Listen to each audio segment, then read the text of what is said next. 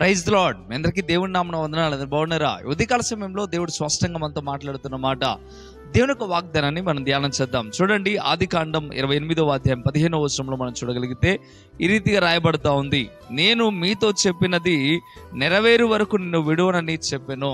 ఇక్కడ దేవుడు ఇస్సాకుతో మాట్లాడటం ప్రారంభిస్తూ అంటున్న మాట ఏంటయ్యా అంటే, నేను నీతో చెప్పింది నెరవేరే వరకు కూడా నేను విడువను అని చెప్పడం ప్రారంభిస్తూ ఉన్నాడు. అదే రీతిగా దేవుడి ఉదయకాల సమయంలో నీతో కూడా ఎన్నో విషయాలు చెప్తా ఉన్నాడు.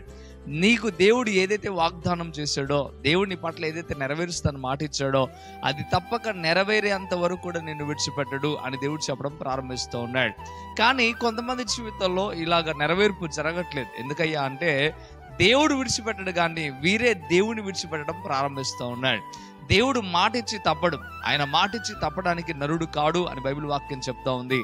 దేవుడు మాట మీద నిలబడే దేవుడే, కానీ ఈ రోజున మనుషుడిగా ఉన్న నీవు కానీ నేను కానీ ఆయన మాట ప్రకారం బ్రతక ఆయన విడిచిపెట్టినప్పుడు మన జీవితంలో కార్యములు జరగవు. కానీ ఎప్పుడైతే భయం భక్తితో విశ్వాసంతో నమ్మకంగా యథార్థంగా భక్తి జీవితం కలిగిన ఎప్పుడైతే ఉంటావో, దేవుడు చేసిన వాగ్దానాన్ని ఆయన ఎంత మాత్రం నెరవేర్చకుండా నిన్ను విడిచిపెట్టడు అనే మాట దేవుడు స్పష్టంగా చెప్పడం ప్రారంభిస్తూ ఉన్నాడు. ప్రియమైన బిడ్డారా, ఈ దినాన నువ్వు దేవుడు నీ పట్ల చేసిన వాగ్దానం నెరవేర్చుకోవాలని ఆశ నీకుంటే నువ్వు దేవుడిని విడిచిపెట్టకు. నమ్మకంగా ప్రభుని ఆనుకో. దేవుడు నీకు ఇచ్చిన ఏదైతే నీకు చెప్పాడో అది నెరవేరేంత వరకు కూడా నువ్వు దేవుడిని విడవద్దు. ఏసేపును మీరు గమనించండి. ఏసేపు యొక్క పరిస్థితి ఏంటంటే, ఇదిగో చిన్ననాడే కళ ద్వారా దేవుడు తనకి దర్శనం ఇచ్చాడు.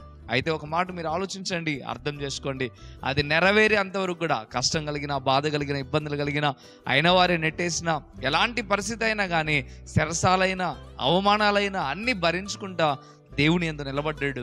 ఆఖరికి ఆయన దర్శనం దేవుడు కోరుకున్నట్లుగా తన జీవితంలో నెరవేరటం మనం చూస్తాం. ప్రియమైన బిడ్డలారా, మనం కూడా కష్టాల్లో, బాధల్లో, ఇరుకుల్లో నుండి అన్నిట్లో ప్రయాణం చేసిన తర్వాతనే దేవుడు మనకు ఏదైతే చేయాలనుకున్నాడో అది తప్పక చేస్తాడు.